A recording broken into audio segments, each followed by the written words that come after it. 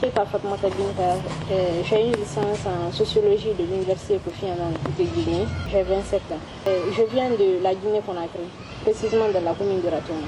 Je m'appelle Diego Regosa, je suis italien, j'ai 42 ans. J'ai deux maîtrises en histoire contemporaine et en anthropologie et ethnologie. Et je viens d'Italie, de Brescia.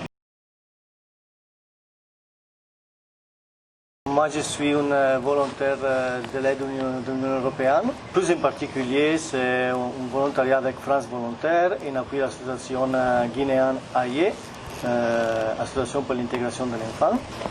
Et on est sur un projet de reboisement des têtes de source du fleuve Niger pour favoriser la résilience des populations face au changement climatique. Donc, c'était un gros projet de réécriture du projet, faire des cours de la capacitation dans les structures locales, du plaidoyer, individuer une stratégie de plaidoyer, individuer des stratégies pour augmenter la résilience, réécrire tous les projets, penser à des outils de formation, faire des fiches de sensibilisation et créer des agents locaux qui puissent mener les activités sur le terrain une fois que nous on est partis. Après la réécriture du projet et la mise en place de la stratégie qu'on devait suivre, nous avons effectué 3 grandes missions. La première mission, c'était en novembre où nous avons procédé à des enquêtes du terrain pour faire l'analyse des besoins et savoir réellement qu'est-ce qu'il nous faut pour la réussite du projet pilote.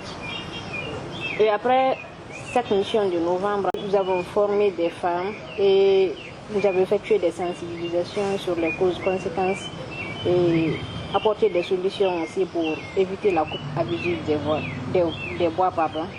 À la même occasion aussi, nous avons formé les femmes à la fabrication des foyers améliorés qui luttent ici pour la réduction de la consommation du bois dans la cuisson des aliments. Ces femmes seront chargées de continuer la restitution dans les autres secteurs du Franconia. Nous avions sensibilisé aussi les élèves et les autres femmes qui n'ont pas été sensibilisées et le reste de la population.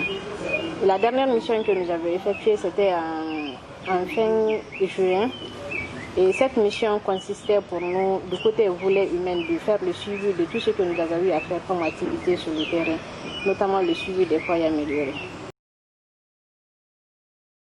Le volontariat pour moi, c'est un don de soi pour un intérêt général, pour non seulement apporter mon aide aux personnes vulnérables et aussi participer au développement socio-économique de mon pays. Vraiment, le volontariat, c'est un choix de vie. Moi, je suis une personne militante. Et donc, c'est ma mission de vie, c'est aller partout dans le monde, appuyer des petites associations à se renforcer pour qu'eux, ils puissent accomplir ses rêves. Le binômage a été pour moi des moments de pépite, s'il faut le dire.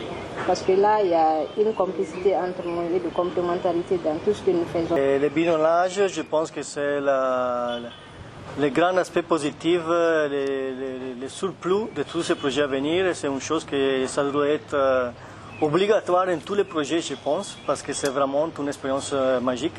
Ça permet de créer, de renforcer les capacités des deux personnes, de s'aider.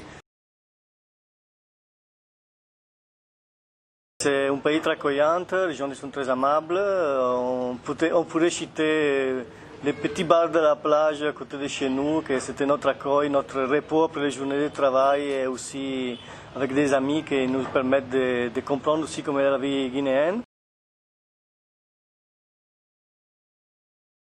L'anecdote de cette mission, c'était vraiment l'intégration facile que mon binôme a eu.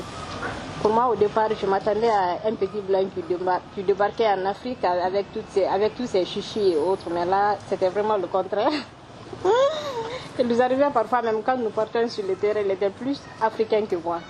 Parce que là, les repas qu'on nous envoyait, même si c'était pas bon, mais il se forçait à manger comme si c'était le meilleur plat qu'il mangeait. En plus aussi, il a appris à parler petit à petit le malinké, au moins dire bonjour, bonsoir, comment vous allez.